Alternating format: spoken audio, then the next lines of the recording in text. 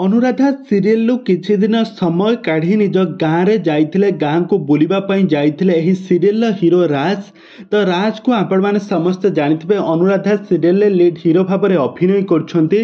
ତାଙ୍କ ପ୍ରକୃତ ନାମ ହେଉଛି ଜଗଜିତ ପାଲ। ଜଗଜିତ ପାଲ କିଛି ଦିନ ପାଇଁ ସିରିଏଲରୁ ଛୁଟି ନେଇ ତାଙ୍କ ଗାଁରେ ତାଙ୍କ ପରିବାର ଲୋକମାନଙ୍କ ସହିତ ସମୟ ବିତାଇବା ପାଇଁ ଗାଁକୁ ଯାଇଥିଲେ। ଆଉ ଗାଁରେ ତାଙ୍କ ରାସ୍ତାରେ ବୁଲୁଥିବା ଏକୁଟିଆ ରାସ୍ତାରେ ବୁଲୁଥିବା ସମୟରେ ହଠାତ୍ ତାଙ୍କର ମିତାଲି ସରଘରିଆଙ୍କ ସହିତ ମାନେ ରାଧିକାଙ୍କ ସହିତ ତାଙ୍କର ଦେଖା ହୋଇଗଲା। ଆଉ ଏହାପରେ ଯାହା ଘଟିଲା ଆପଣମାନେ ଦେଖିଲେ ଆଶ୍ଚର୍ଯ୍ୟ ହୋଇଯିବେ।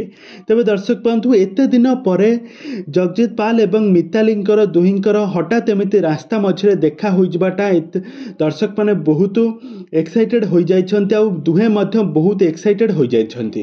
ଏହାପରେ କ'ଣ ଘଟିଲା ଏ ସମ୍ପର୍କରେ ସବୁ କିଛି ଜାଣିବା ପାଇଁ ହେଲେ ଆପଣମାନେ ଆଜିର ଭିଡ଼ିଓଟିକୁ ପୁରା ଶେଷ ପର୍ଯ୍ୟନ୍ତ ଦେଖନ୍ତୁ। ଆଉ ଏହା ପୂର୍ବରୁ ଯଦି ଆପଣମାନେ ଆମ ଚ୍ୟାନେଲକୁ ସବସ୍କ୍ରାଇବ୍ କରିନାହାନ୍ତି ତାହେଲେ ସବସ୍କ୍ରାଇବ୍ କରି ପାଖରେ ଥିବା ବେଲ୍ ଆଇକନକୁ ଦବାଇ ଦିଅନ୍ତୁ। ତେବେ ଦର୍ଶକ ବନ୍ଧୁ, ଆପଣମାନେ ସମସ୍ତେ ଜାଣିଥିବେ ଅନୁରାଧା ସିରିଏଲରେ ଜଗଜିତ ପାଲ ଖୁବ୍ ସୁନ୍ଦର ଅଭିନୟ କରୁଛନ୍ତି। ତାଙ୍କର ଆକ୍ଟିଂକୁ ଦର୍ଶକମାନେ ବହୁ ମାତ୍ରାରେ ପସନ୍ଦ କରୁଛନ୍ତି। ଏଥିରେ ସେ ଲିଡ୍ ହିରୋ ଭାବରେ ଅଭିନୟ କରୁଛନ୍ତି। କିନ୍ତୁ ଏହି ସିରିଏଲରେ ଅନୁ ଏବଂ ରାଜଙ୍କ ଯୋଡ଼ିକୁ ସାରା ଓଡ଼ିଶାର ଦର୍ଶକମାନେ ବହୁତ ଭଲ ପାଇବା ମଧ୍ୟ ଦେଉଛନ୍ତି।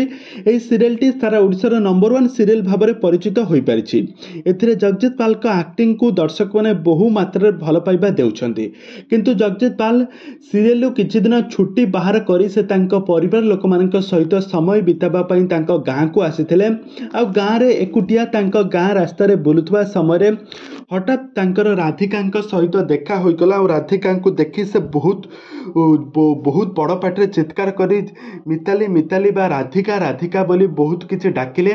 ଆଉ ଏହାପରେ ତାଙ୍କ ଡାକ ଶୁଣି ସେଠାରେ ରାଧିକା ଆସି ପହଞ୍ଚିଗଲେ।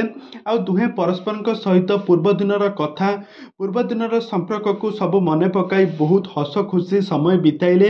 ଆଉ ଏହାପରେ ତାଙ୍କ ଘରକୁ ସେ ଆସିଲେ, ବହୁତ ମଜାମସ୍ତି କଲେ। ତେବେ ଦର୍ଶକ ବନ୍ଧୁ, ଆପଣମାନଙ୍କୁ ଅନୁରାଧା ସିରିଏଲରେ ରାଜ ଏବଂ ଅନୁଙ୍କ ଯୋଡ଼ି ଆପଣମାନଙ୍କୁ କେମିତି ଲାଗେ ଆମକୁ ନିହାତି ଭାବେ କମେଣ୍ଟ ବକ୍ସରେ କମେଣ୍ଟ କରନ୍ତୁ।